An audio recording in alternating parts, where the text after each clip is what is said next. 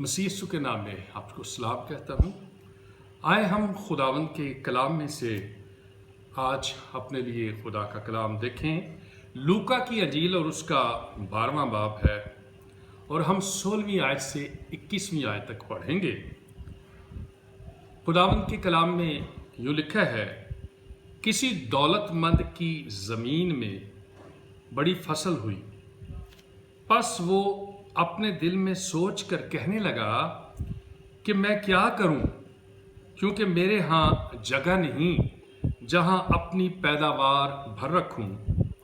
उसने कहा, मैं यूं करूंगा कि अपनी कोठियां ढाकर उनसे बड़ी बनाऊंगा और उनमें अपना सारा अनाज और माल भर रखूंगा और अपनी जान से कहूंगा, अय जान, तेरे पास बहुत बरसों के लिए बहुत सा माल जमा है, चैन कर, खा पी, खुश रह। मगर खुदा ने उससे कहा, अय नादान, इसी रात तेरी जान तुझसे तलब कर ली जाएगी। बस जो कुछ तूने तैयार किया है वो किसका होगा? ऐसा ही वो शख्स है जो अपने लिए खजाना जमा करता है और खुदा के नज़दीक दौलतमंद नहीं। खुदावंद के पाक कलाम के पढ़े सुने जाने के वसीले खुदा हमें बरकत बख्शे। मेरे अजीज़ों, ये आपने कई दफ़ा तमसील या ये कहानी सुनी होगी। ये इसका मतलब क्या है? क्या इसका मतलब है कि दौलत गलत है? दौलत जो है वो गुनाह है, या दौलत जो है वो नापाक है? क्या मतलब है इसका?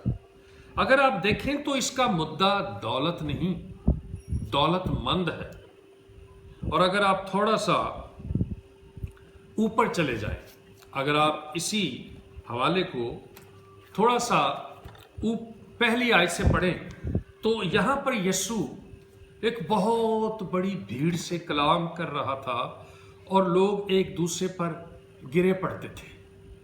और जब वो कलाम कर रहा था तो एक ऐसा अजीब शख्स था जिसने खुदावंद यीशु मसीह को इंटरप्ट किया, मदाखलत की, कलाम करने से रोक दिया। कलाम करते करते वो खुदावंद यीशु मसीह से सवाल करने लगा। अगर 13वीं आयत पढ़ें तो वहाँ लिखा है, फिर भीड़ में से एक ने उससे कहा, अय उस्ताद, मेरे भाई से कह कि मेरी मिरास का मेरा हिस्सा मुझे दे। उसने उससे कहा, मियां, किसने मुझे तुम्हारा मुंसिफ या बांटने वाला मुकर्रर किया है?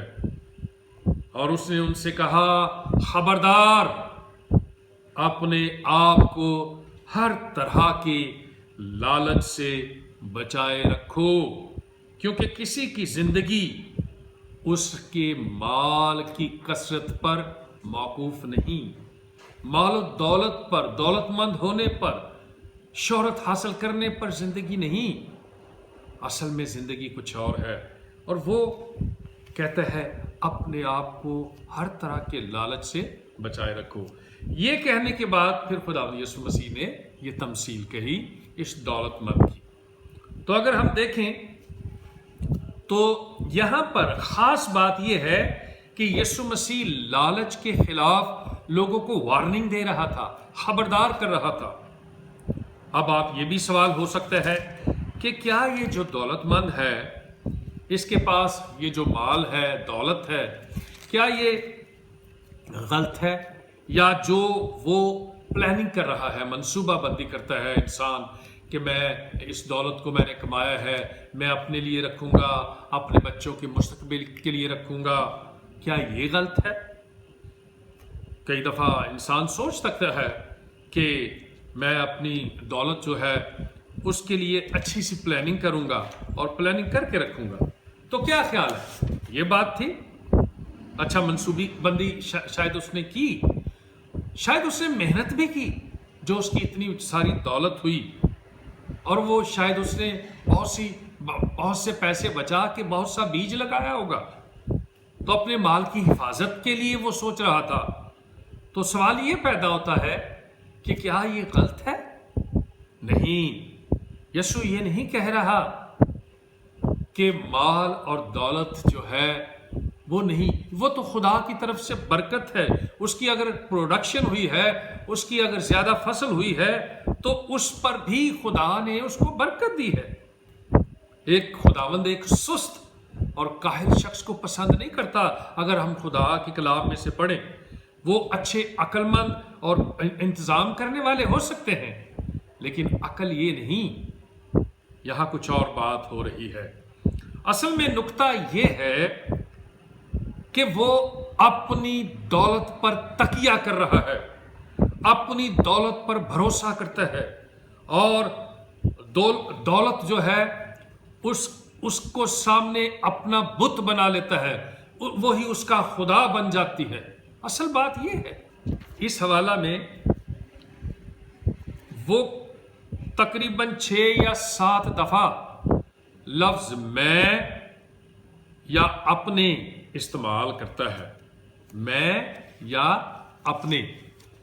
تو وہ نہ تو خدا کے تعلق سے سوچ رہا ہے، نہ وہ دوسروں کے تعلق سے، اور نہ اپنی عاقبت کے تعلق سے۔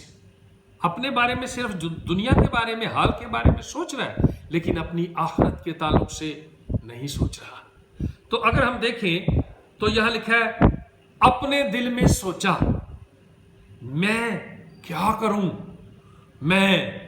میرے ہاں جگہ کم ہے، میں اپنی پیداوار بھروں گا، پھر میں یوں کروں گا، اپنی کوٹھیاں بناؤں گا، اپنا سارا اناج اور مال اس میں بھروں گا، اور اپنی جان سے کہوں گا۔ اس کو اپنے علاوہ، میں کے علاوہ کسی اور کے بارے میں سوچ ہی نہیں ہے۔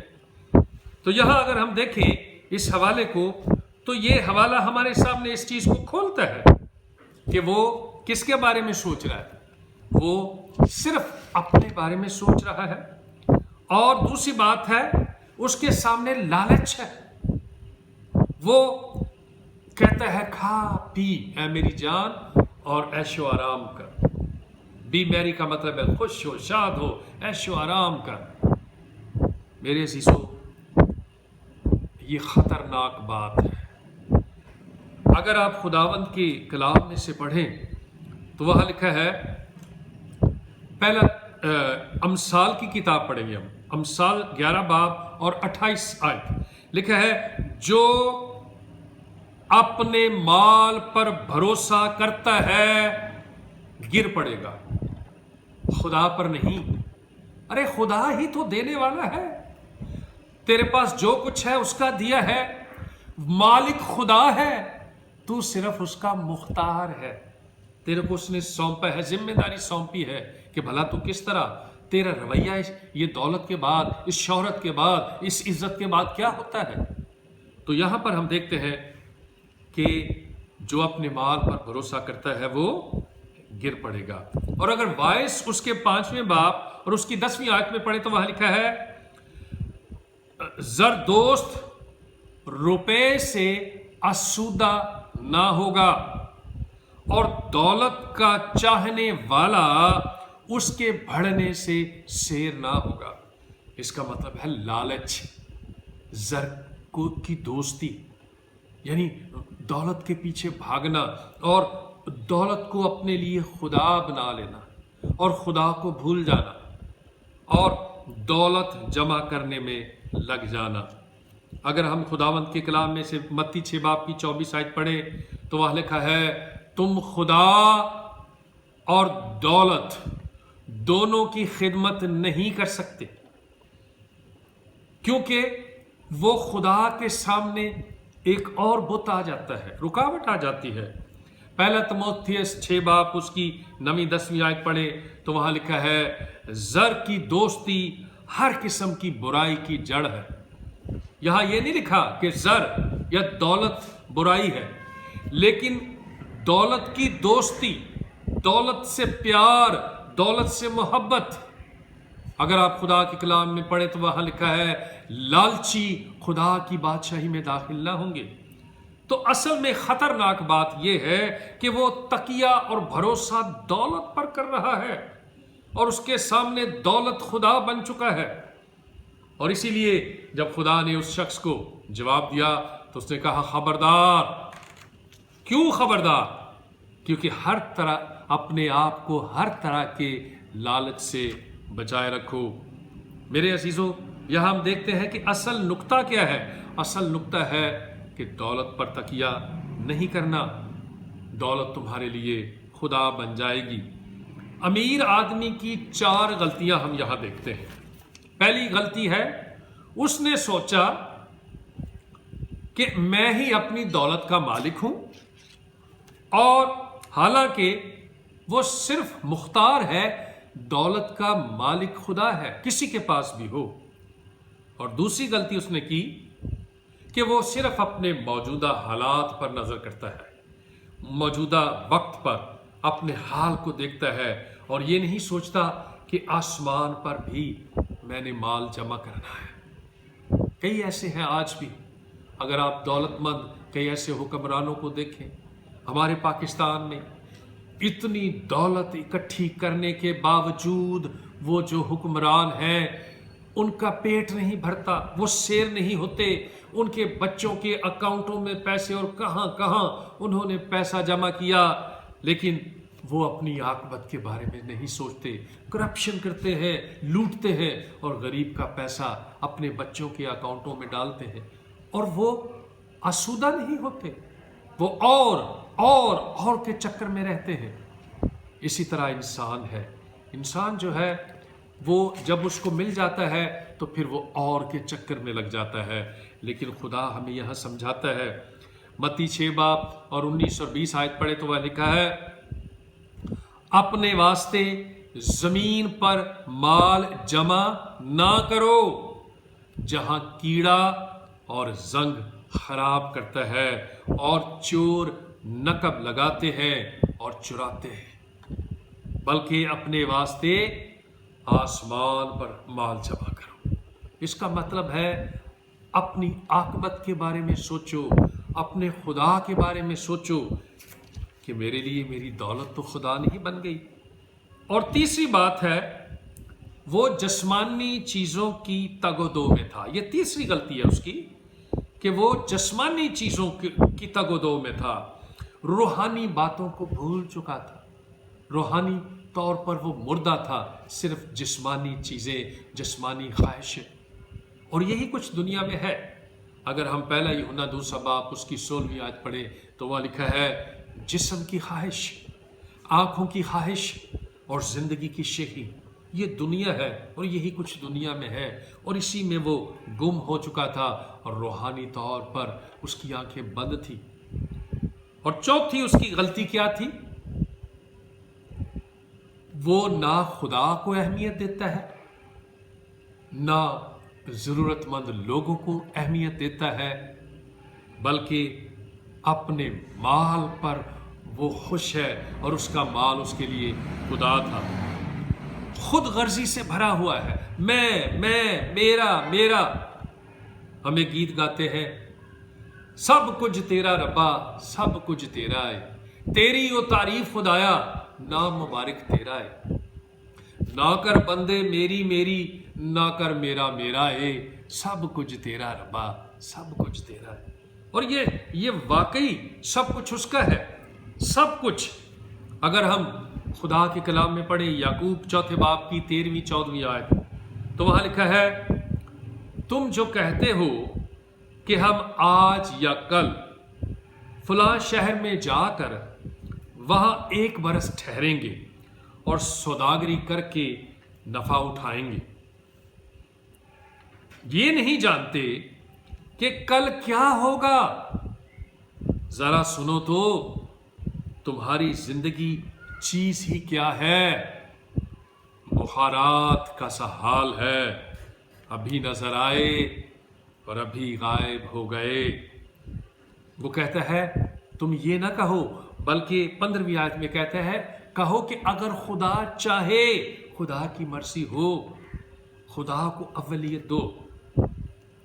متی 16 باب کی 26 آیت میں بھی اسی طرح مرقوم ہے، وہاں لکھا ہے اگر آدمی ساری دنیا حاصل کرے اور اپنی جان کا نقصان کرے تو اس کو کیا فائدہ ہوگا؟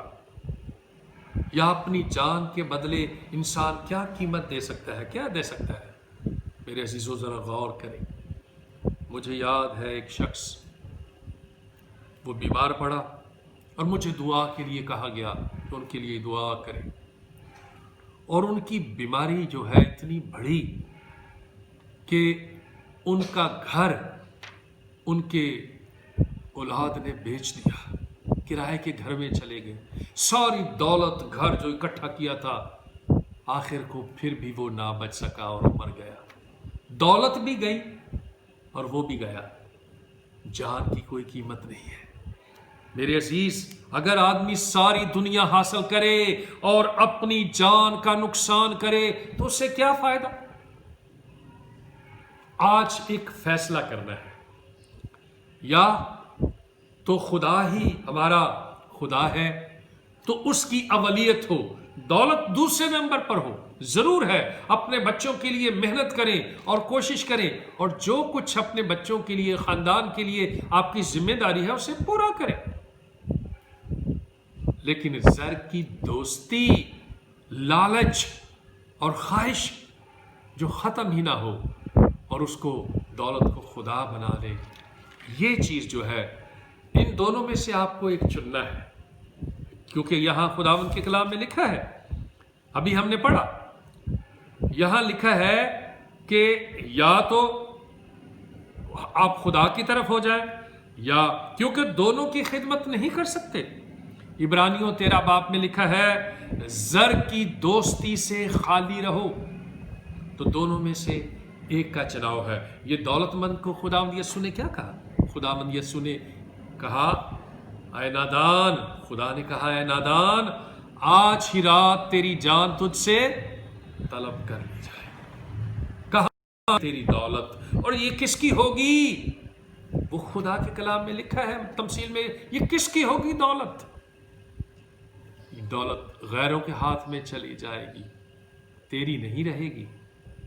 میرے عزیزو ذرا اپنی زندگی پر غور کرے، ہم نے بھی ان دو چیزوں میں سے ایک کا چناؤ کرنا ہے۔